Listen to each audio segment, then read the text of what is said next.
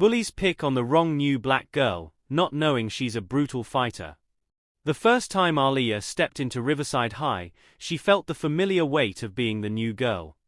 She had been through this routine before: new city, new school, new faces staring at her like she was an outsider. But this time, she wasn't going to let anyone push her around. Aaliyah had grown up in the tough streets of Chicago, raised by her uncle, a former MMA fighter. He had trained her since she was 10, turning her into a disciplined, skilled fighter. She never went looking for trouble, but trouble always had a way of finding her. And when it did, she made sure it never found her again. Her first few days at Riverside were quiet. She sat in the back of the classroom, kept to herself, and stayed off everyone's radar. But some people couldn't leave well enough alone. Kara, the so-called queen of the school, had a habit of sizing up new students, especially ones she thought were weak. She and her clique of followers, Tiffany, Grace, and Jenna, had made it their mission to remind Aaliyah of her place. They started small, whispering when she walked by, laughing behind her back, bumping into her in the hallways. One day in the cafeteria, Kara decided to take it up a notch. Aaliyah had just gotten her lunch when she felt a hard shove from behind. Her tray went flying, food splattering onto the floor. The entire cafeteria went silent as Kara and her girls burst into laughter. "Oh no, did the new girl drop her lunch?" Kara mocked, tilting her head with a fake pout. "You should watch where you're going." Aaliyah took a deep breath, wiping off the mashed potatoes from her hoodie. She wasn't one to make a scene, but she wasn't about to let this slide either. "Pick it up," Aaliyah said, her voice calm but firm. Kara scoffed. "Excuse me. I said pick it up." The cafeteria was dead silent now. No one had ever talked back to Kara like that. "Oh, you must be crazy," Kara sneered. "Do you even know who I am?" Aaliyah sighed. "Just another loudmouth who thinks she's tough." That was enough to send Kara over the edge. "Hold my bag," she told Jenna before stepping toward Aaliyah. "You must not know how things work around here." Before she could finish her sentence, she reached out to shove Aaliyah again. That was her first mistake. Aaliyah's hands moved like lightning, grabbing Kara's wrist and twisting it just enough to make her yelp in pain. In one swift motion, she swept her foot, knocking Kara off balance and sending her crashing onto the floor. Gasps and shocked whispers filled the cafeteria. Tiffany and Grace moved toward Aaliyah, but she was ready. With a precise front kick, she sent Tiffany stumbling back into a table. Grace hesitated, suddenly realizing that this wasn't a fight she could win. Jenna helped Kara up, but the girl was seething. "You're dead, you hear me?" She spat, rubbing her wrist. Aaliyah simply tilted her head. "Then come at me again." Kara's eyes darted around. The entire cafeteria was watching. Even the teachers hadn't stepped in yet, shocked by how quickly the tables had turned. She wasn't used to being embarrassed like this. And she sure wasn't used to losing. But she wasn't stupid. "This isn't over," Kara hissed before storming out with her clique. Aaliyah exhaled, shaking off the tension as she picked up her tray. The crowd slowly started buzzing again, people whispering about what had just happened. From that day on, no one dared to mess with Aaliyah again. The bullies had picked the wrong new girl, one who knew how to fight back. And she wasn't afraid to remind them. Kara didn't forget. After that humiliating scene in the cafeteria, she spent the rest of the day fuming. Her reputation had taken a major hit, and the last thing she could afford was looking weak. If she let this slide, people would start questioning her power at Riverside High. That was unacceptable. So she came up with a plan. The setup. Aaliyah felt the shift almost immediately. The whispers had changed. Before, students had talked about her being the new girl. Now they spoke about her being the one who took down Kara. Some admired her, others were scared. Even the teachers seemed to keep an eye on her, as if expecting her to cause more trouble. But Aaliyah wasn't interested in proving anything to anyone. She just wanted to make it through the school year without more drama. Unfortunately, Kara had other plans. A week after the cafeteria incident, Aaliyah found a note in her locker. "Meet me behind the gym after school. Let's finish this. Kara." Aaliyah stared at it for a moment before crumpling it up. She had no interest in playing high school games. If Kara wanted revenge, she could keep waiting. Aaliyah wasn't some reckless street fighter looking for trouble. But then she heard something that changed her mind. During last period, she caught a glimpse of Kara and her clique in the hallway. "She'll come," Kara was saying. "And when she does, we'll make sure she doesn't walk away from it." Aaliyah's jaw tightened. So this wasn't just a one-on-one fight. It was a setup. Fine. If Kara wanted war, she was about to get one. The fight. After school, Aaliyah made her way to the back of the gym. The area was secluded, hidden from teachers and security cameras. Perfect for a fight. Kara was already there, leaning against the wall with her arms crossed. But she wasn't alone. Tiffany, Grace, Jenna, and two other guys Aaliyah didn't recognize stood beside her. They looked like upperclassmen, football players built and ready to throw down. So it was 5 against 1. Aaliyah smirked. "Wow," she said, rolling her shoulders. "Didn't know you needed backup, Kara." Kara scoffed. "I don't. But I'm not stupid enough to fight you alone." Aaliyah exhaled slowly.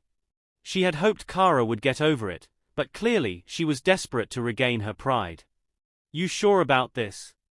Aaliyah asked. Kara grinned. "Oh, I'm sure." She gave a signal. Jenna and Grace rushed forward first.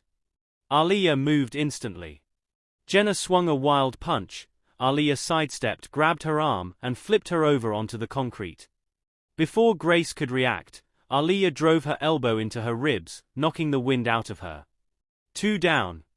Tiffany hesitated but ran at Aaliyah anyway. Aaliyah ducked under her attack, and swept her leg out from under her. Tiffany hit the ground hard, groaning in pain. 3 down. That's when the two guys stepped in. One of them, a tall guy with broad shoulders, charged at her, swinging his fist. Aaliyah blocked it with her forearm, and countered with a precise jab to his jaw. He staggered back, stunned. The second guy lunged. Aaliyah dropped low, dodging his punch, and delivered a powerful kick to his stomach. He doubled over, gasping. 4 and 5 down. Kara's face was pale now. "You," she stammered, stepping back. Aaliyah wiped a bit of sweat from her forehead. "Still want to do this?" Kara clenched her fists, but her confidence was gone.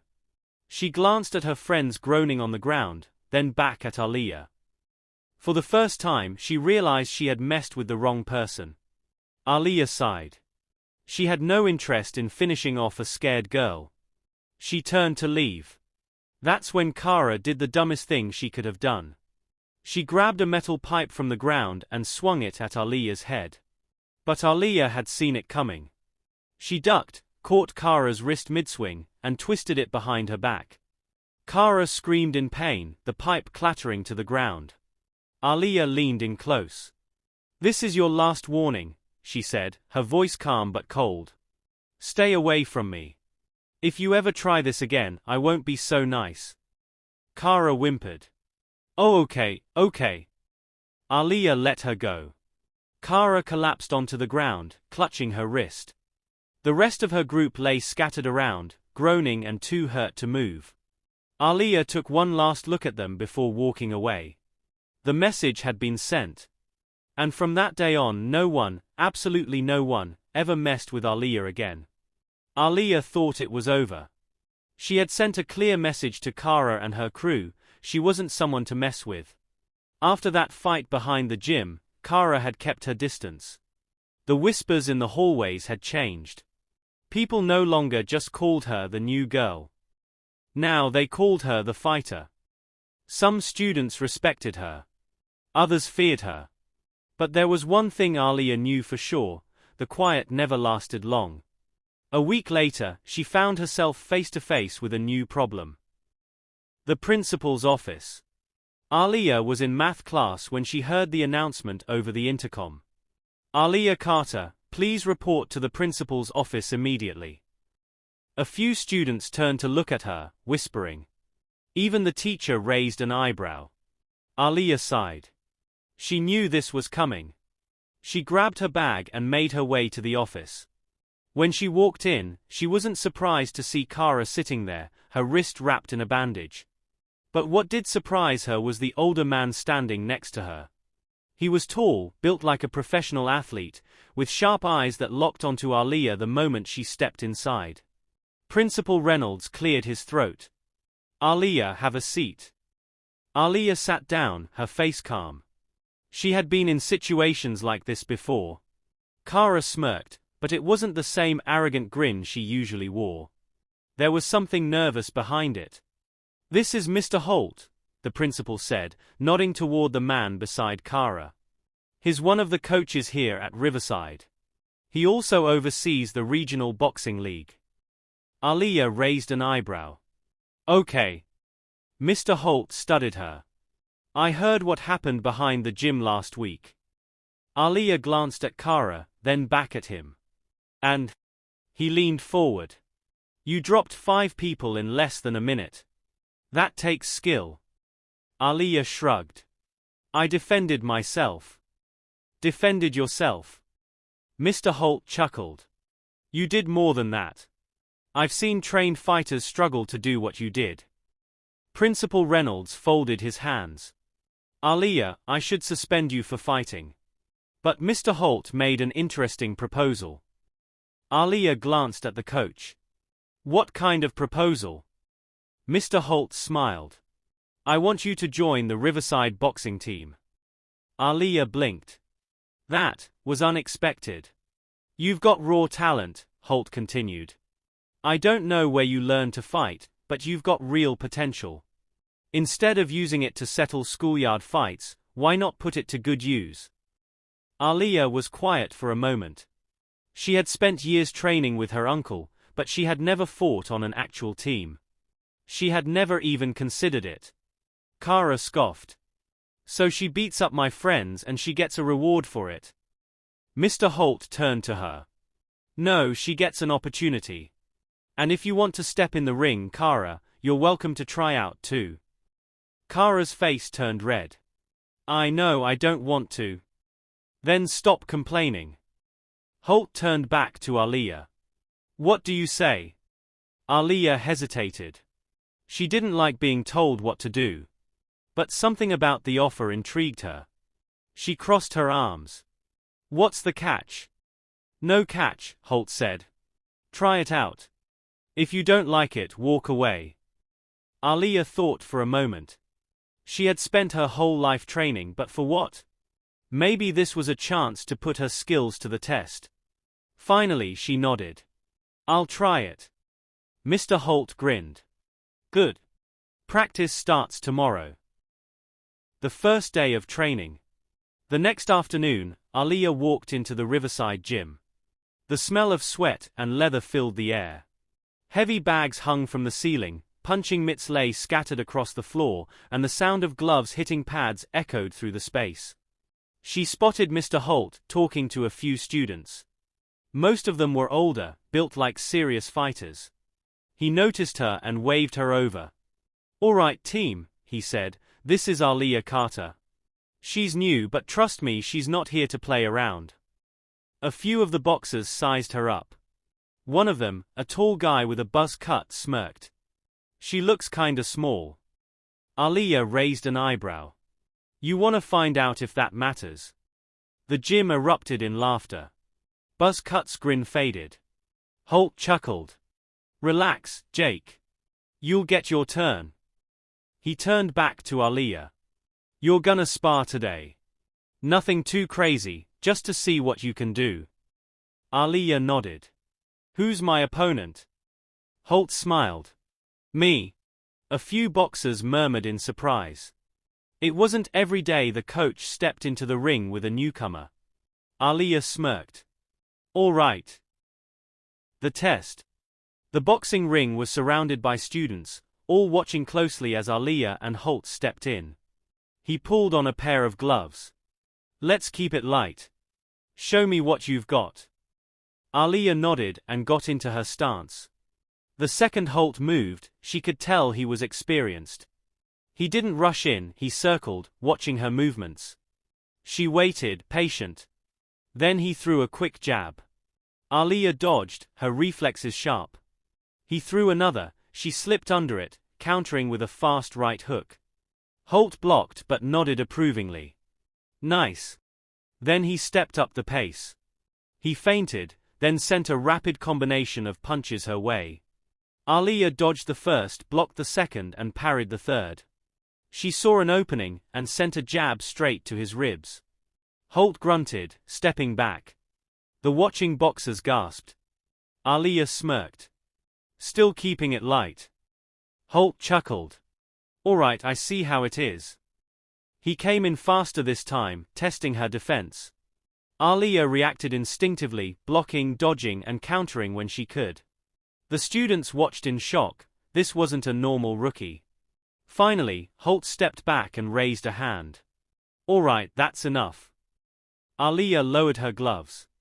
Holt grinned. You're in. The gym erupted in cheers. Some of the boxers nodded in respect. Even buzz-cut Jake looked impressed. Aaliyah stepped out of the ring, wiping sweat from her forehead.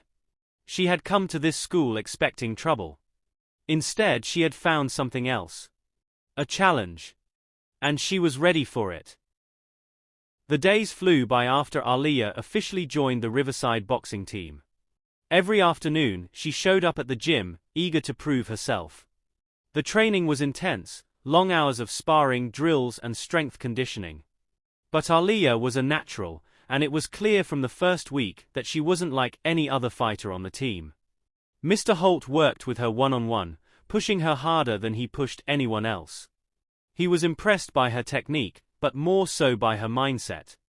She was calm under pressure, thinking several steps ahead of her opponents, always anticipating their next move.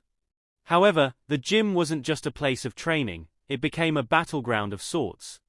Though Aaliyah had earned the respect of most of the team, there were still some who thought she didn't belong. Jake, the tall guy with the buzz cut, had been watching her with a mix of intrigue and disdain since their first encounter.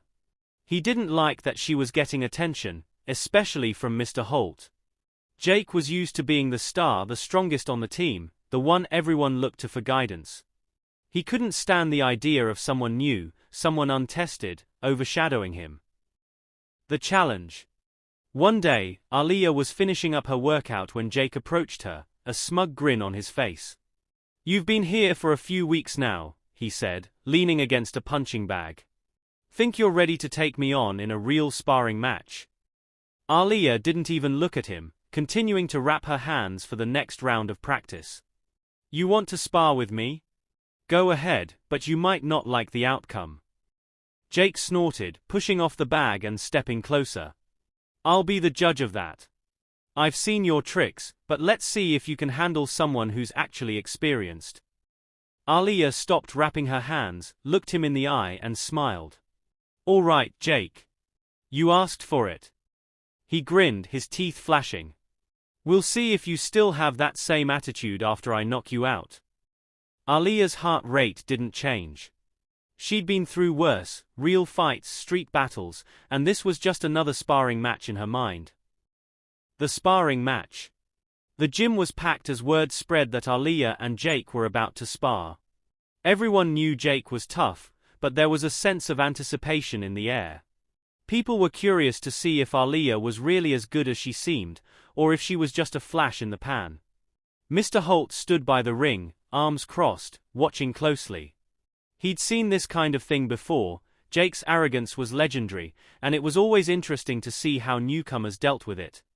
Aaliyah stepped into the ring first, rolling her shoulders and warming up. Jake followed, bouncing on the balls of his feet, his eyes locked on her with a predatory gleam. Ready? Holt called from the side of the ring. Aaliyah nodded, taking her stance. She was calm, no nerves, no hesitation. Jake's face twisted into a smirk. Let's see if you can dodge this. He lunged at her with a wild right hook. Aaliyah was ready. She stepped back, dodging his punch effortlessly, then countered with a quick jab to his ribs. Jake grunted, but he quickly recovered, throwing a series of punches in rapid succession. Aaliyah blocked each one with precision, her hands moving like fluid, calculated defense. She slipped under another wild punch and landed a sharp uppercut to his chin. The impact sent Jake reeling back, his expression flickering with surprise. "Not bad," he grunted, wiping his mouth. But the more Jake fought, the more frustrated he became. His moves grew sloppier, more reckless. Aaliyah, on the other hand, remained steady, responding to his every move with the kind of discipline she'd learned from years of training with her uncle. She was in the zone, moving like a force of nature, calm, calculating, and precise. Jake was beginning to realize this wasn't going to be an easy win. The turning point. Jake charged again, this time throwing a powerful left hook aimed at Aaliyah's head. It was fast and it was hard, but Aaliyah was already anticipating it. She ducked, pivoting to the side, and with a swift motion, she brought her elbow up into his ribs, forcing him to stumble. Before he could recover, Aaliyah dropped low and swept his legs out from under him, sending him crashing to the mat. The gym went silent. Jake lay there, winded and dazed. He pushed himself up slowly, his face red with frustration. Aaliyah stood over him, offering him a hand. "Want to keep going?" Jake glared at her but refused to take her hand. Instead, he pulled himself to his feet, clearly pissed off but unwilling to admit defeat. "That's enough," Mr. Holt called out, stepping into the ring. "Jake, you've lost." Jake looked at his coach, his face contorted with anger. "I didn't lose. I just wasn't ready." Holt shook his head. "No, Jake. You weren't ready for someone like Aaliyah. She beat you fair and square." Jake clenched his fists but didn't argue. He knew Holt was right. He had underestimated her, and now everyone else in the gym had seen what she was capable of. The aftermath. The next few days at Riverside were quieter. Aaliyah had earned the respect of the entire boxing team. Jake avoided her, but not because he was scared, more because his pride had taken a significant blow. He would never admit it, but deep down he knew she was a better fighter. Other students started taking notice too. Aaliyah became a kind of silent leader among the boxers, someone who didn't need to boast or flaunt her skills. She let her fighting speak for itself. But there was still something nagging at her. She hadn't forgotten the tension between her and Kara. Although Kara had backed off after the fight behind the gym, there was still a lingering animosity. Aaliyah had heard rumors that Kara was trying to find a way to get back at her. Aaliyah wasn't worried. She knew she could handle Kara if the need arose. But it was clear that Riverside High wasn't done with her yet. She had made her mark, but the bigger battles were still ahead. The gym at Riverside High had become a second home for Aaliyah. Every day after school, she threw herself into training, eager to improve.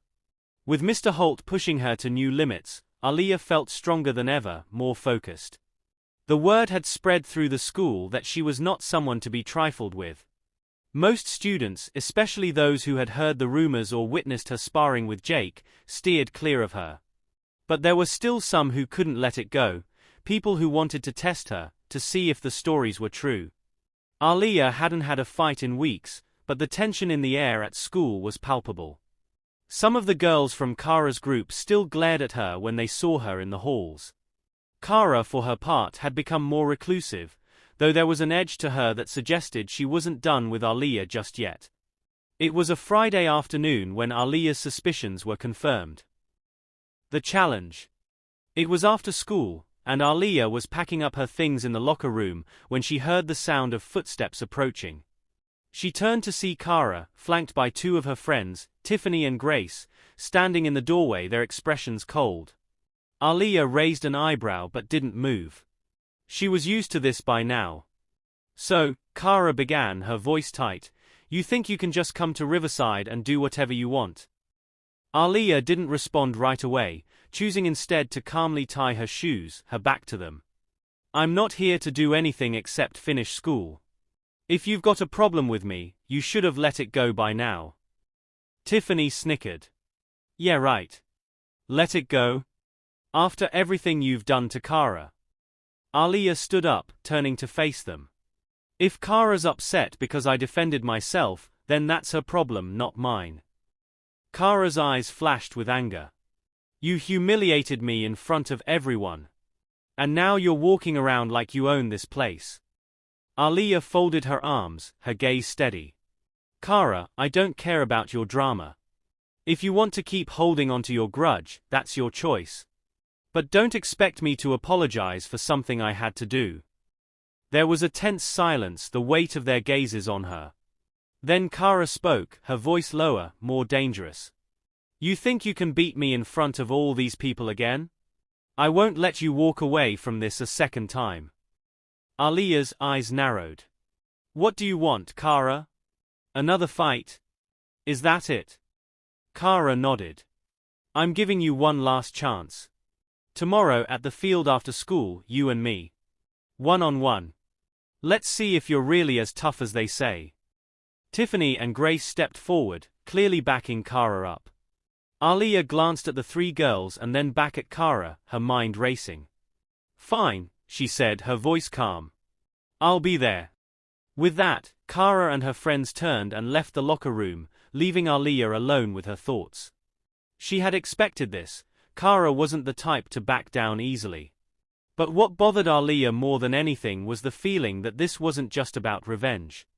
Kara wanted to prove something. Aaliyah wasn't sure what Kara had planned, but she knew she couldn't underestimate her. Kara had something to prove, and in situations like this, people would do anything to restore their pride. The fight. The next day, Aaliyah arrived at the field after school, her heart beating evenly in her chest. The sun was beginning to set, casting long shadows over the grassy area where Kara and her group were already waiting.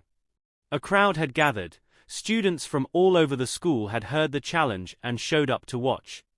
Aaliyah saw Jake standing near the crowd, watching her intently. He'd probably heard about the fight and wanted to see if she could back up all the talk.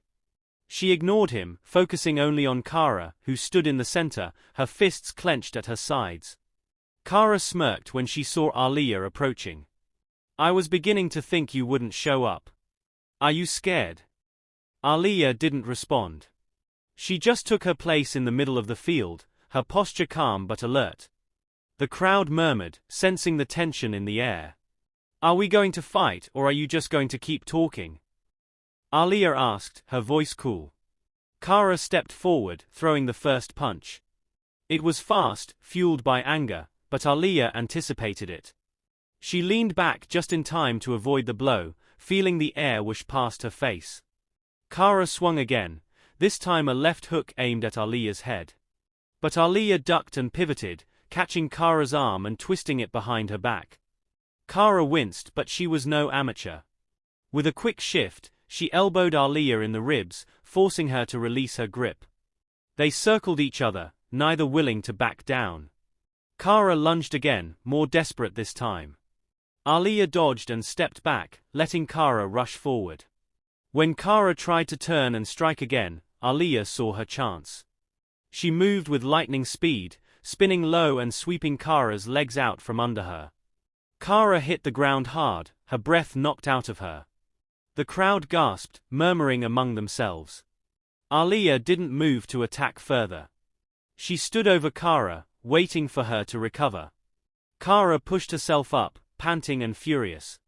You're lucky that didn't land. Aaliyah didn't answer. She was focused on Kara, her body poised to react at any moment. Kara came at her again, throwing wild punches this time. She was reckless, angry and off balance. Aaliyah blocked the first punch and countered with a swift kick to Kara's midsection, knocking the wind out of her. Kara stumbled back, barely keeping her footing. She was out of breath now, her face flushed with exertion. You're done, Kara, Aaliyah said, her voice firm. But Kara wasn't finished. In one final desperate move, she threw a wild haymaker, aiming to land a blow to Aaliyah's face. Aaliyah saw it coming and stepped back just in time. She grabbed Kara's arm, twisted it, and sent her to the ground with one last powerful push. The crowd went silent, and for a moment there was only the sound of Kara breathing heavily on the grass. Aaliyah stood over her, watching as Kara lay there, defeated and gasping for air. "You should have let it go," Aaliyah said quietly, then turned and walked away, leaving the stunned crowd behind. The aftermath. The next few days at school were a mixture of whispers and newfound respect. Kara, once the queen bee of the school, had been publicly defeated. And Aaliyah? She had proven herself once again, not only as a fighter but as someone who could handle any challenge thrown her way. But the whispers didn't stop. People weren't just talking about the fight, they were talking about Aaliyah herself. Her name had become synonymous with strength, and not just physical strength, but the kind of strength that comes from knowing exactly who you are. Even Jake had started to look at her differently. The once dismissive fighter now saw her as someone to be respected. There were even rumors of other schools reaching out to Mr. Holt, asking about Aaliyah's potential for the regional boxing tournament. It wasn't over yet. There were still bigger challenges ahead. But for now, Aaliyah was content. She'd earned her place, and no one would take it from her. The following Monday morning, the energy at Riverside High had changed. Aaliyah walked through the halls like she always did, head up, shoulders square, silent confidence in every step. But now, people stepped aside for her. Not out of fear, but out of a newfound respect. Some nodded. Some whispered. A few smiled shyly. Even teachers gave her a second glance. Kara hadn't returned to school yet. Rumor had it she was recovering, which was a fancy way of saying she was embarrassed. Her dominance over the social scene had ended with that fight in the field, and everyone knew it. Aaliyah hadn't come to Riverside to make enemies or to become famous. But she had made it clear, if you came at her, you'd better come correct. Still, peace didn't last long at Riverside. New faces, old threats. In the gym, Mr. Holt pulled Aaliyah aside after a session. He looked serious. "You've been getting attention lately. Not just here, outside Riverside." Aaliyah blinked. "What do you mean?" "I mean other schools. Coaches. Scouts." He paused. "There's a local underground fighting league. Kids from different schools. Unofficial. Illegal technically but popular. Very popular." Aaliyah frowned. "Why are you telling me this?" "Because someone entered your name," he said. "They want you in the next match." She raised a brow. "I didn't enter anything." "I know. But someone did." Mr. Holt handed her a flyer. The location was coded, coordinates, not an address. The date was Friday. Just 4 days away. "There's more," he said. "Your opponent? His no student. Name's Marcus. 18. Senior from Eastlake. And has been undefeated for 2 years." Aaliyah stared at the flyer. Someone was setting her up. She wasn't scared, but she wasn't naive either. This wasn't schoolyard drama. This was organized, violent and real. Training for war. That week, training intensified. Mr. Holt worked her twice as hard, footwork drills, speed bags, blindfolded sparring. "Marcus is fast.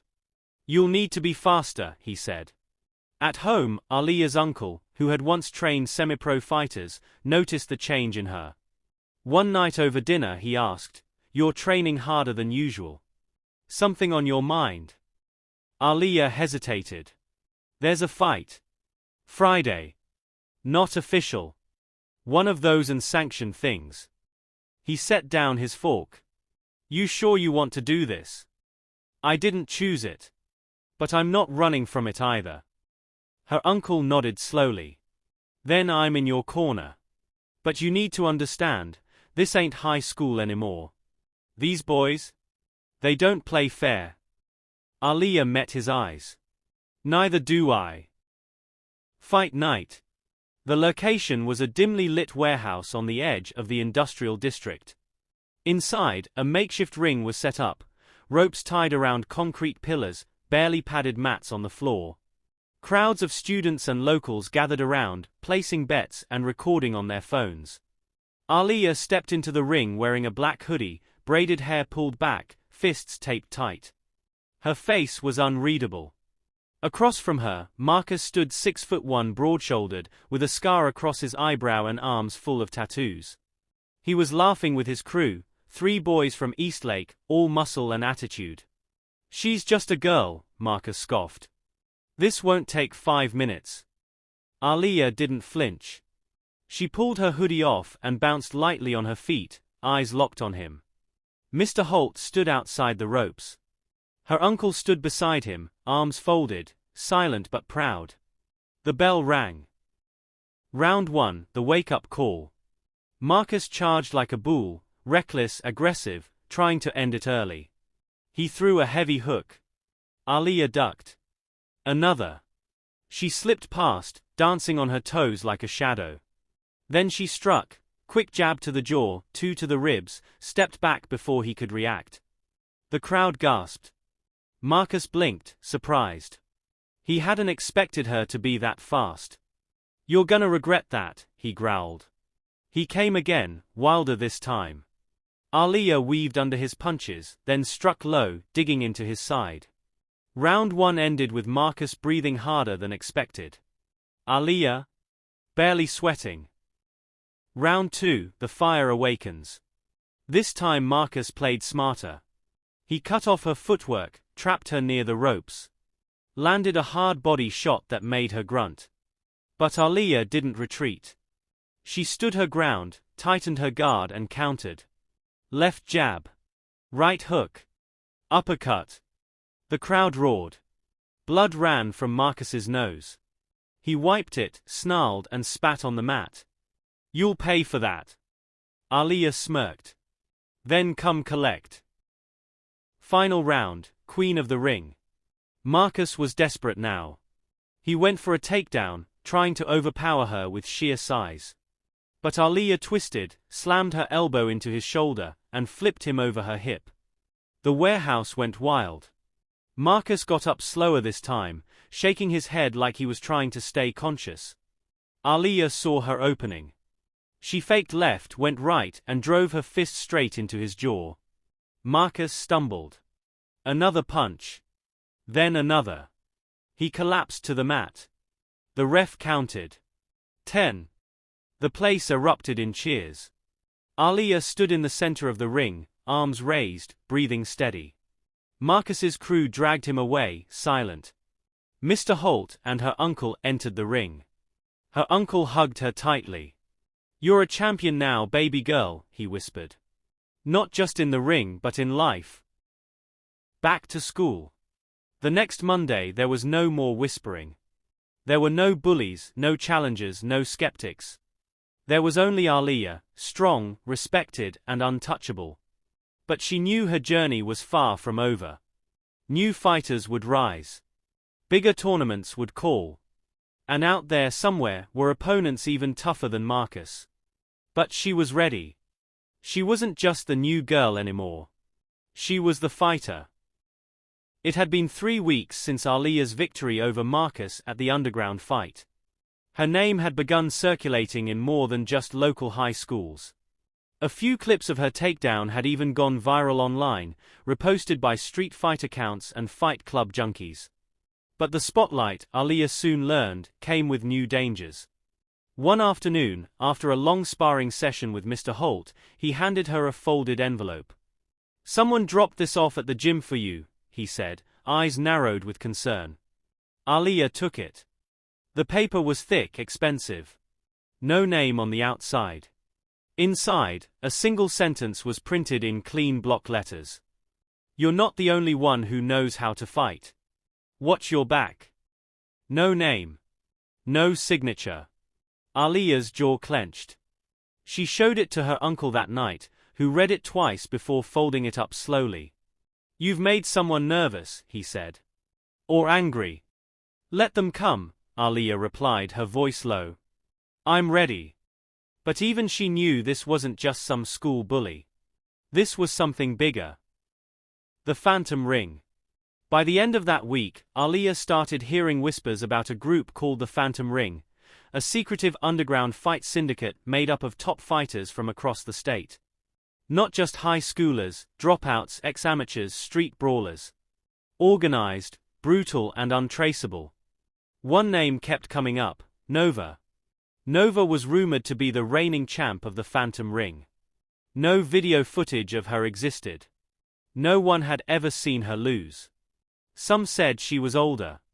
Some said she fought dirty. Others claimed she didn't talk, only fought. And she had taken notice of Aaliyah. Word came from a former fighter named Renee, who'd once trained under Nova's old coach. He found Aaliyah at the gym and warned her directly. "You're being hunted," Renee said. "You beat Marcus. That put a target on your back." Aaliyah didn't flinch. "Let them target me. I won't back down." Renee looked her in the eye. "Then you better level up. Because Nova? She doesn't fight like anyone you've met. She'll come for your head." Training for the unknown. With Mr. Holt and her uncle backing her, Aaliyah pushed herself into a whole new level of training. She sparred blindfolded. Fought 2-on-1 drills. Learned how to read body language, anticipate movement, breathe through pain. Her uncle taught her street tactics, wrist breaks, knee feints, joint control. And she trained in silence. Not just her body, but her mind. Focused. Sharp. Calm under fire. "She's not ready," Mr. Holt once said quietly to her uncle. "She's almost there. But Nova's in another league." "She'll be ready," her uncle replied. "She's not fighting just for pride anymore. She's fighting for something bigger." Invitation to the arena. One morning, another envelope arrived. Black. Glossy. Inside was a simple card. "The Phantom Ring. You've been noticed. Your fight is next. Location, Burnside Docks. Midnight. 1 week. Opponent, Nova." Aaliyah folded the card. This was it. The real test. The final countdown. Every day leading up to the fight, Aaliyah focused with surgical intensity. No distractions. No fear. Even Jake, the guy who once looked down on her, now watched her with quiet admiration. "You're the real deal," he told her after school one day. "No one expected you to come this far." "I'm just getting started," she said. That night, her uncle sat down with her, serious. "Win or lose, this fight is going to change everything. You sure you want this life?" Aaliyah didn't hesitate. "This fight doesn't define me. But I'm not walking away from it." Burnside Docks, midnight showdown. The night was cold, fog curling off the river, the air humming with tension. People from across the city gathered in the shadows, some with hoods up, some in leather jackets, others already placing bets. A makeshift arena was set up in a rusted-out shipyard, with bare lights hanging over the ring. Aaliyah arrived in silence, flanked by Mr. Holt and her uncle. She wore all black. Her eyes sharp. Her fists wrapped tight. Nova was already there, tall, broad-shouldered, wearing a dark visor over her eyes. Her movements were eerie, controlled, predatory. She didn't speak. She just stepped into the ring. The crowd went quiet. A masked announcer stepped forward. "Ladies and gentlemen, the undefeated ghost of the ring versus the Storm from Riverside. This is Phantom Round 13. Round 1, Collision." Nova moved like a shadow, testing Aaliyah's defense with rapid jabs. Her hands were quick, unnaturally fast. Aaliyah blocked, dodged, countered. But Nova's style was unlike anything she'd ever faced. It was like fighting a machine. Precise. Merciless. Aaliyah took a shot to the ribs, then one to the jaw. She stumbled, but didn't fall. She adjusted. Recalibrated. Then she struck back. 1-2 combo. Duck. Elbow. Nova reeled for a split second. The crowd gasped. "She's human after all," Aaliyah whispered. Round 2, the storm unleashed. Nova came harder. Faster. No emotion. But Aaliyah was ready now. She found rhythm. Felt the timing. Every attack she blocked, every hit she returned, brought her closer to understanding Nova's pattern. She found the weakness. Nova dropped her left shoulder just before every right cross. So Aaliyah baited it. And when the cross came, she slipped under, twisted, and slammed her fist into Nova's gut. Nova staggered. Then Aaliyah stepped forward, fire in her eyes. This is my ring now. She unleashed a flurry of punches, fluid and fearless. Left. Right. Hook. Elbow. Nova dropped to one knee. The crowd roared. Round 3, the fall of the ghost. Nova rose slowly. For the first time, Aaliyah saw doubt in her body language.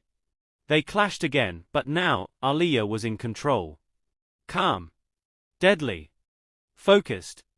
Final strike. Aaliyah's knee came up, hard and fast, straight into Nova's chest. Nova hit the mat. 10 seconds. She didn't rise. Nova was defeated. Aftermath. The silence that followed was louder than any scream. Then came the applause. The roaring. The eruption. Aaliyah stood over Nova's fallen form, breathing heavy, victorious. From the shadows, a tall figure nodded. An older woman in a long coat, clearly someone of influence. She stepped forward and handed Aaliyah a black and gold business card. "You're ready," she said. "Call me when you want to go pro." After the victory at the Burnside docks, Aaliyah didn't return to normal life. Because there was no normal anymore. The Phantom Ring fight against Nova had changed everything. Her name was whispered in circles she hadn't even known existed before: fighter forums, dark web rings, and even the fringe of international fighting leagues. The black and gold card the woman gave her still sat in her bag. She hadn't called yet. She didn't need to. Word traveled fast and soon enough they called her. The call. It came on a Tuesday morning. Her uncle picked up the phone, spoke for only a minute, then handed it to Aaliyah. His face said it all: serious, impressed, maybe even a little worried. "Hello." A smooth voice answered. Confident. Sharp. "Miss Aaliyah King. My name is Andre Vallin. I represent the Crimson Lotus League, an elite private competition. Invitation only. High stakes. International talent. We watched your fight. We'd like you to represent the US at our next event." Aaliyah blinked. "You want me to go overseas?" "No," Vallin chuckled. "We want you to go beyond." The offer. The Crimson Lotus League was more than a fight. It was a spectacle. Held once every 2 years in a hidden location, this year's would be hosted in Singapore, inside a multi-billion-dollar underground arena called the Petal. 12 fighters from 12 nations. All elite. All lethal. Prize? $1 million purse. But more than money, prestige, contracts, global recognition. You'd be the youngest fighter in the tournament, Vallin explained. But not the first to rise through the underground. Talent like yours? We don't ignore it. Aaliyah didn't hesitate. "I'll do it." The training begins. Preparation became war. Her uncle called in every contact he had: former Olympic boxers, MMA pros, even a Shaolin disciple who had once trained in China. Her days started at dawn: sprints, strength, reflex drills, precision strikes, swimming to build endurance. By night, she trained in silence, focusing on inner calm, mastering her body's rhythm. One of her new coaches, a calm Brazilian jiu-jitsu master named Rosa, said it best: "You're not just preparing to win. You're preparing to survive." Because some of the other fighters? They didn't follow rules. They didn't believe in mercy. Meet the competitors. When Aaliyah finally landed in Singapore, she was escorted to a secret complex beneath the Marina Bay. There, she met the 11 others. There was Tokishi, the Japanese prodigy, trained by the Yakuza before going solo. Anya, the cold, silent Russian girl whose fists moved faster than blinking. Maceo, the flamboyant Italian striker with a golden mouthguard and a sharper tongue. Khan, the quiet Muay Thai master from Thailand, respected by all. Zara, the South African capoeira warrior, graceful and deadly. But one stood out, Cassian Varel, France's undefeated street legend. Brutal, smart, arrogant, and clearly threatened by Aaliyah's presence. "She's just a girl," he muttered in French. "Let her watch from the sidelines." She stared at him and said, "You'll be eating those words before this ends." The petal opens. The arena was unlike anything Aaliyah had ever seen. Underground. Circular. With tiers of seating filled by the world's rich and dangerous. Lights shifted like stage spotlights.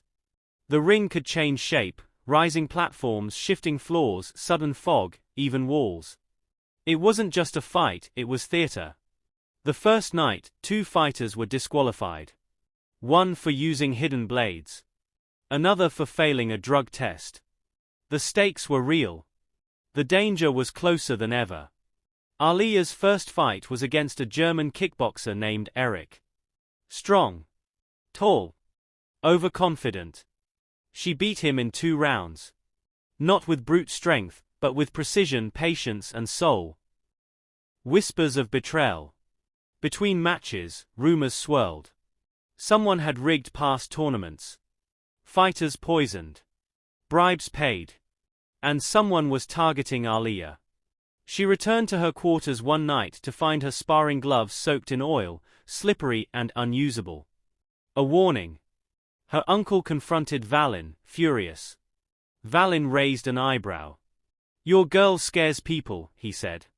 "This is the price of being a threat." Aaliyah didn't flinch. She taped her hands bare and trained twice as hard. The clash of queens. By the 5th round, only 4 fighters remained. Aaliyah. Cassian. Anya. Zara. It was time for the semifinals. Aaliyah was matched against Anya, the Russian shadow. The fight was fast. Brutal. Anya struck like ice, cold and calculated. But Aaliyah burned with fire. Her energy was different. Raw. Real. Powered by her past, her scars, her purpose. In the final round, with blood on her lip and fire in her chest, Aaliyah landed the uppercut that dropped Anya cold. The arena roared. Final match, Cassian versus Aaliyah. It had to be him. The French champion. The arrogant prince. The one who called her just a girl. Now, he stood across the ring. Silent. Focused. And Aaliyah? She didn't flinch. No fear. No mercy. Just purpose. The arena pulsed with silence. All eyes on the ring. Aaliyah stood still, arms loose by her sides, eyes locked on her final opponent, Cassian Varel, the golden boy of the Crimson Lotus League. He stood tall and smug, bouncing on his heels, eyes dancing with mockery. "You shouldn't be here," he called out, his French accent thick. "You're a tourist in a world of wolves." Aaliyah didn't reply. She just adjusted her stance. Lowered her chin. Breathed slow. Because this fight wasn't just for the trophy. It was for everything, her name, her legacy, her people, her pain. Round 1, the Fox and the Flame. Cassian struck first. Fast. Crisp jabs, a smooth spinning elbow, a low leg kick. He was clean. Trained. But arrogant. Aaliyah. 3 weeks after her legendary win at the Crimson Lotus League, Aaliyah King's name was everywhere, from fight forums to news outlets, and even trending hashtags on social media. But none of it mattered to her like one simple fact. She had changed the game. Yet with every crown comes a storm. Aaliyah's homecoming. When she flew back to her city, it wasn't as a student. Not anymore. She walked off the plane into a crowd of flashing cameras, chanting fans and news reporters. Aaliyah wore a black hoodie with the words, "I was never just a girl."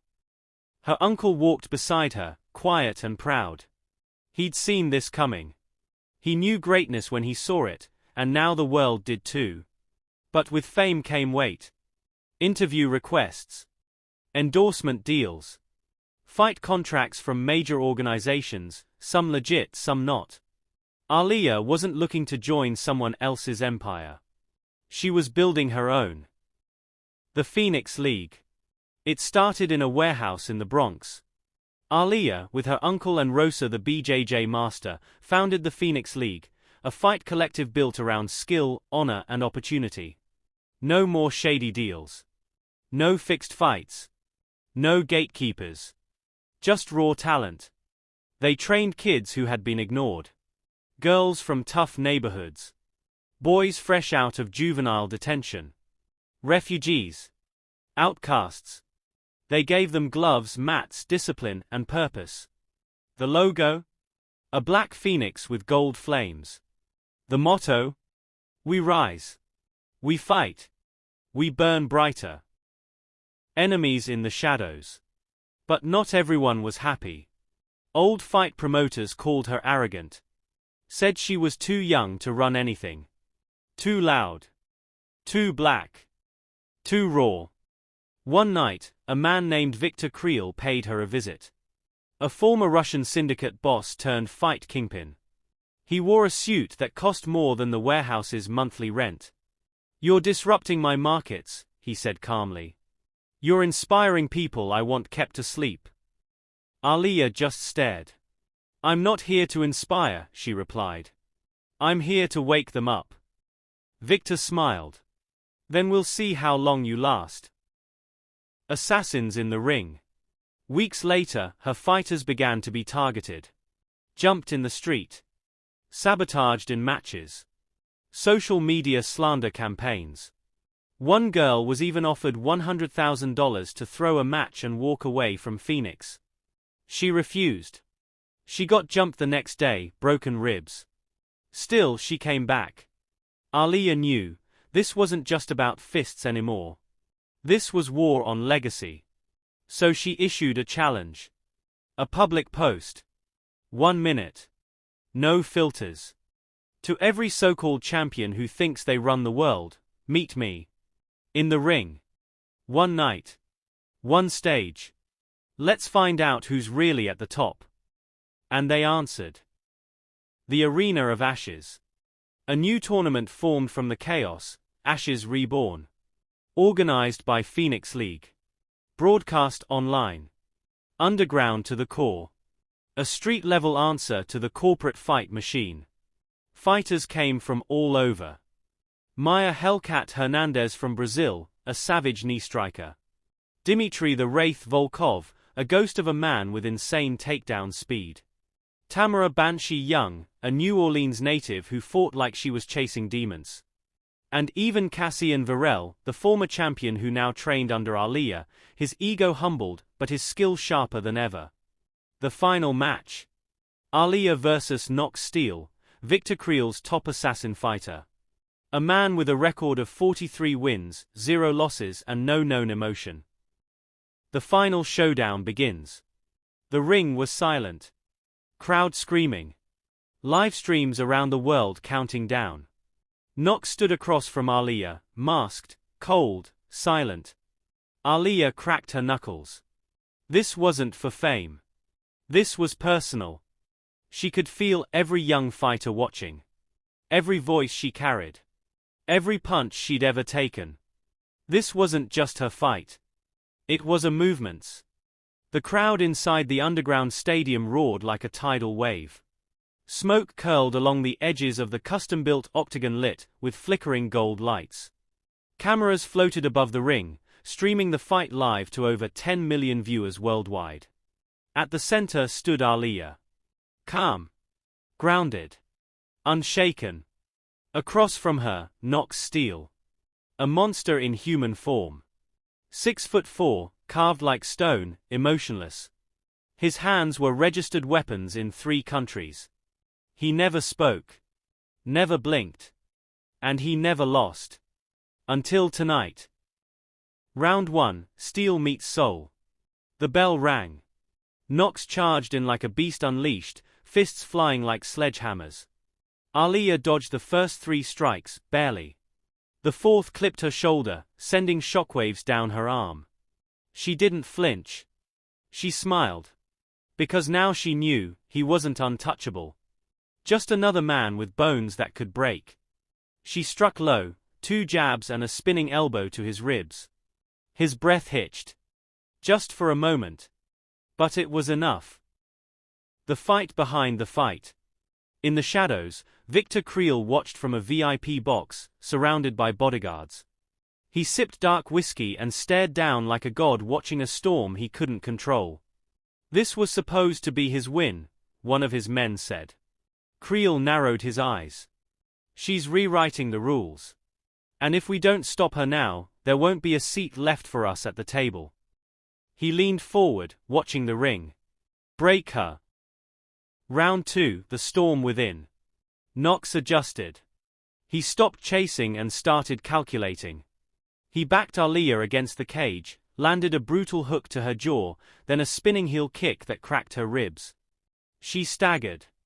Blood on her lip. Vision doubling. The crowd held its breath. But she didn't fall. She dropped to one knee, steadied herself, and whispered her mother's name. Leona. And like a fuse lit in her soul, she rose. She ducked Nox's next punch and unleashed a combo so fast the crowd didn't catch it until the replay. Jab, jab, liver shot, elbow, knee. Nox stumbled. Aaliyah pressed forward. The comeback. By round 3, Aaliyah had found her rhythm. She danced. Floated. Cut angles like a storm cutting through trees. Every move had meaning. Every breath was measured. The fighter who once walked into high school alone, targeted for her skin and strength, now had the world watching, and she wasn't wasting a second. She dodged a high kick and hit Nox with a rising uppercut that lifted him off his feet. He hit the mat. Flat. Unmoving. Silence. Then roar. The ref counted. 10. It was over. The stadium erupted. People cried. Danced. Shouted her name. Aaliyah King. Champion of the Phoenix League. But even as they lifted her on their shoulders, she wasn't celebrating yet. Because Victor Creel didn't leave. He simply smiled and made a call. New war. New enemies. Aaliyah stood in the locker room after the match, unwrapping her hands. Cassian stepped in, tossing her a towel. You think Creel's done? He asked. She shook her head. No. That was just his pawn. Cassian nodded. Then what now? Aaliyah looked into the mirror, bruised, blooded, but undefeated. Now, she said. We take the fight to his door. The sun beat down on cracked earth as Aaliyah stepped out of the SUV. Dust swirled around her boots. Behind her, Rosa adjusted her bag of gear, scanning the silent village ahead. Cassian stepped out next, tying his hair into a knot. Aaliyah stared at the towering steel gate in front of them, the obsidian compound. It wasn't a gym. It wasn't a temple. It was a fortress. The place where Creel trained his deadliest fighters. And she had come to challenge them on their turf. Why here? After Ashes Reborn, Aaliyah became a global name. But her victory over Nox Steel didn't stop the darkness. It stirred it. Creel's reach extended into every continent, every league, every dirty backroom where money silenced morals. He'd placed bounties on Phoenix League fighters. He paid off media outlets to call Aaliyah unstable, too violent, a danger. He even tried to offer her a contract. $10 million. She turned it down. And now? She was going straight to his training grounds, not to join, not to talk. To burn it down from the inside. The Obsidian Trials. To enter the Obsidian compound, she had to pass 3 trials. Each more brutal than the last. Each designed to break spirit before it broke bone. Trial 1, the Chain Pit. 10 fighters. 1 pit. Each with a length of chain attached to their ankle. No tapping out. No running. Only one could leave. Aaliyah dropped into the pit and cracked her neck. The crowd above jeered, betting against her. Cameras streamed it live on the dark web. The whistle blew. She moved like lightning, dodging, weaving, wrapping her chain around an opponent's legs and yanking him down before striking with a brutal elbow. One by one they fell. She left the pit blooded but smiling. Trial 2, the Hall of Silence. A hallway. No lights. No sounds. A test of fear. Rosa and Cassian weren't allowed inside. Just her. She walked the narrow hall, guided by instinct alone. But it wasn't empty. Hidden attackers leapt from walls and shadows, silently. Randomly. Every one of them trained killers. She fought blind. She fought tired. But she never stopped moving. When she reached the other side, they were all down. Trial 3, the mirror match. Her final opponent? A girl named Zahora, same age, same height, similar style. The twist? Zahora had been trained using Aaliyah's own fight footage. Every move, every combo, every feint. She was made to be Aaliyah's mirror, and her executioner. The battle was pure chaos. Every time Aaliyah struck, Zahora struck back. Every dodge was matched. The crowd chanted both names, unsure who to back. But Aaliyah had something no footage could ever teach. Pain. Purpose. Fire. She switched tempo, broke her rhythm, fought like a storm with no pattern. She cracked Zahora's guard wide open. And ended it with a knee that echoed through the compound like a thunderclap. The final door. After the trials, the final door opened. And there, in the heart of the obsidian compound, sat Creel. Calm. Polished. Cold. Aaliyah King, he said. I admire your fire. But you're burning down an empire you don't understand. She stepped closer, blood on her hands, hair tied back, eyes blazing. I don't care what you understand, she said. Your empire runs on fear. Mine runs on truth. He stood slowly. Then let me offer you one final truth. Your mother once trained in my ring. She was one of us. And she died trying to take me down. The words hit her like a shot to the chest. Her mother? Leona King? A fighter? You're lying. Am I? Ask your uncle. He slid a folder across the table. Photos. Fight records. Her mother, young, fierce, wearing black wraps. The phoenix tattoo on her shoulder. Aaliyah's world shifted. Legacy unlocked. She took the folder, tucked it into her jacket, and turned to leave.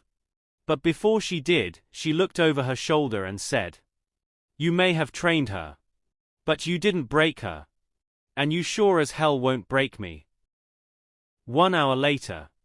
Back in the SUV, Rosa looked at her. You okay? Aaliyah didn't answer. She was already flipping through the folder. Photos of her mother in the ring. Notes. A list of names. One circled in red. Project Anvil, Phase 0. Cassian leaned in. What's that? Aaliyah closed the folder slowly. A secret they killed her for. Next move, expose the past. This wasn't just about fighting anymore. It was about uncovering a buried war, a shadow program that targeted fighters like her mother. She had to go deeper. To Berlin. To Tokyo. To New York. Wherever her mother's footprints led, she'd follow. Because now, it wasn't just Aaliyah's story. It was a bloodline mission. 3 weeks later. New York City. The city that never sleeps wasn't enough to drown out Aaliyah's thoughts. She stood at the edge of a rooftop, gazing out at the neon-lit skyline, the weight of the folder still heavy in her hands. The photos, the files, the cryptic notes, it all painted a picture. But not one she was ready to fully see. Her mother, Leona King, had been far more than a fighter. She was a part of something bigger. Something far darker. Project Anvil. Aaliyah exhaled, feeling the cold bite of the night air. In the distance, sirens screamed, echoing through the concrete jungle. "You're thinking too much," Cashin's voice broke through her thoughts as he stepped onto the rooftop beside her. "You've already done more than anyone could ask. But this isn't just a fight anymore." She glanced at him, her eyes sharp. "You don't think I know that?" He leaned against the ledge, arms crossed, watching the city lights blink in rhythm. "I've been tracking down leads. The Anvil program, whatever it is, goes deeper than Creel. And we're not the only ones who know about it. There's a whole underground network, ex-fighters, government agencies, arms dealers, everyone's involved." Aaliyah's fists clenched. "So it's not just Creel. He's just a puppet." "Exactly." He turned to face her. "Your mother didn't just fight him. She tried to shut down a corrupt system. And now, you've become the target." Back to the streets. With nothing but the answers buried in her mother's files, Aaliyah knew it was time to move. They hopped on a plane bound for Berlin, the birthplace of Project Anvil. The lead? A name. Dr. Klaus Richter, a former scientist linked to the program. He was said to have disappeared in the 90s, but rumors circulated that he had resurfaced. And if he knew anything about her mother's fight, Aaliyah needed to find him. Berlin, the ghost in the machine. Berlin was colder than New York, its streets older, its shadows longer. Aaliyah and Cassian moved quickly, blending in with the crowds as they navigated the cobbled streets of the city's East District. They had intel on Richter's last known location, a nondescript building near the edge of the city, rumored to be a former government facility. It was supposed to be abandoned. But Aaliyah didn't believe in coincidences. The door to the building was locked, but that didn't stop her. She broke the lock in seconds and slipped inside, the dark, musty air heavy with history and silence. Inside, the building was a maze. Hallways long forgotten, rooms filled with cracked walls and rusted machines. But it was all eerily familiar. The door to the past. At the far end of the facility she found it. A door that looked completely out of place, modern, reinforced and sealed tight with a complex lock system. "I'm guessing this is it," Cassian said, his voice low. Aaliyah nodded. "This is where they hid the truth." They worked quickly, Aaliyah's hands moving with a practiced precision. She'd broken into more than enough places in her life to know how to crack a code. Within moments the door clicked open. Inside, the room was filled with old computer monitors, filing cabinets and large, dusty crates. But it was the table at the center of the room that caught her attention. On it, a single, pristine file lay. She approached it slowly, her breath catching in her throat as she opened it. Inside were pages and pages of confidential documents, detailing experiments, combat programs, and the names of countless fighters from around the world. Leona King was listed as the most successful subject, with notes suggesting she'd been recruited into the program at the age of 14. Aaliyah's hand trembled as she flipped through the pages. "Your mother was part of a global network of elite fighters," Cassian said quietly, reading over her shoulder. "She was more than just a fighter, she was a weapon. And they knew what she could do," Aaliyah whispered. "They trained her to destroy. They trained us." Unraveling the web. The more Aaliyah read, the darker the truth became. Project Anvil wasn't just about training fighters. It was about creating super soldiers, people like her mother, people like Aaliyah. People who could be controlled, manipulated, and used for covert operations around the world. The files detailed specific operations her mother had been involved in, missions to take down corrupt governments, eliminate global threats, and enforce a covert agenda set by shadow organizations. And then, Aaliyah found the most shocking detail: Leona King's disappearance. The file said that Leona had gone rogue. She had exposed the project, turned against it, and tried to bring the whole operation to light. The last operation she was involved in was the most dangerous, an attempt to sabotage the entire project from within. But they had killed her for it. Aaliyah's eyes burned as the words settled in. Her mother had fought to bring down the very people Aaliyah was now up against. The man who knew too much. Suddenly, a soft voice echoed through the building. "You shouldn't have come here." Aaliyah spun around. Standing in the doorway was a tall man, his face partially obscured by the shadows.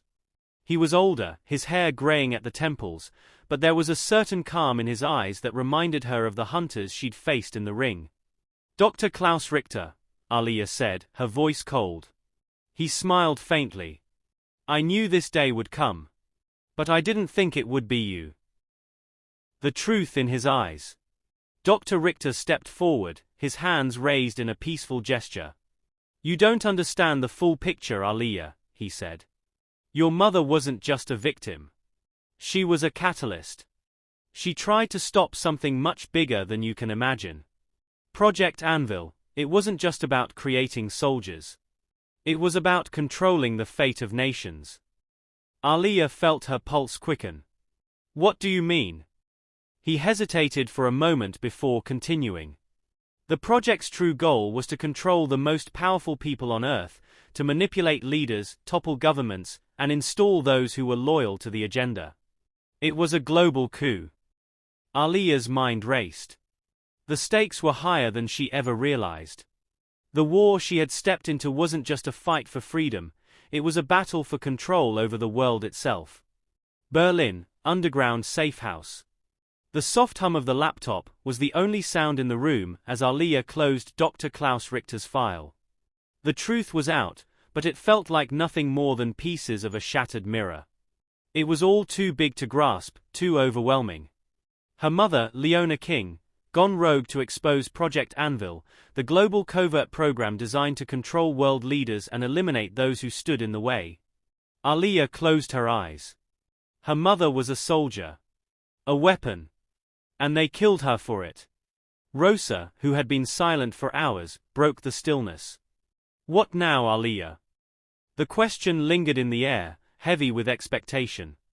The plan was clear, but the path ahead was anything but. Aaliyah glanced at her friend, her face resolute. "Now we take this fight global." The betrayal of trust. In the safehouse, Cassian sat, his head buried in a set of maps and coordinates that had come from Richter's files. "I've been tracking the Anvil agents who are still active. The ones your mother tried to stop, they are still here." Aaliyah's eyes narrowed. "Then we find them. We expose them." "You don't get it, Aaliyah," Cassian said, frustration in his voice. "You think this is just about shutting down a few rogue operatives? No. It's deeper. The people your mother went after? They have connections in every government. Every continent. This isn't a war you can win with your fists alone. It's an underground war." Aaliyah's fists clenched. She had been raised on one principle: fight. Never back down. But this was bigger. She knew it. Still, her fire didn't fade. She had lost too much to let this corrupt system stand. "I'll fight however I have to," she said, her voice low but unwavering. The hunt begins. Cassian's maps pinpointed several high-value targets, starting with General Kader Ulfahim, a powerful former military leader who had ties to the Anvil program. Aaliyah knew going after someone like him wouldn't be easy. He'd be heavily guarded, surrounded by a web of corruption. But she wasn't afraid. The plan was to infiltrate his estate in Istanbul, where a high-profile gala was being held. Kader was hosting foreign dignitaries, an event meant to be under the radar, but with more than enough connections to fuel the Anvil program's global reach. The mission was simple: get in. Gather intel. Get out. But Aaliyah knew that in this game, simple plans often went wrong. Istanbul, Gala of Secrets. The night air in Istanbul was thick with heat as Aaliyah slipped into her black dress, tailored to perfection, a disguise that would get her through the heavily guarded gates of General Kader's estate. Rosa, dressed in sleek camouflage, moved like a shadow behind her. They were a team, more than just fighters now. They were operatives. And tonight, they weren't just infiltrating a gala. They were walking into the heart of the lion's den. Cassian worked from the shadows, feeding them real-time intel over their earpieces. General Kader just entered the ballroom, he whispered through the comms. He's moving toward the east side. Watch the cameras, they're on a 30-second cycle. Aaliyah adjusted her dress, smoothing out the wrinkles with an air of calm as she entered the glittering ballroom. The rich, golden chandeliers cast a warm glow over the extravagant guests, oblivious to the danger lurking in their midst. Kader was easy to spot, tall, broad-shouldered, with a sharp military uniform that contrasted with the guests' extravagant gowns and tuxedos. He was surrounded by several men, all armed, their eyes scanning the room like hawks. Aaliyah had one goal: get close to him. She maneuvered through the crowd, her steps graceful, her every movement designed to blend in. But beneath the smooth exterior, she was ready to strike. The intel she needed was on a device he kept hidden on his person, a data drive with information about the Anvil program's operations. She slipped behind Kader, her heart pounding in her chest. A small, sharp blade was hidden in the garter of her dress,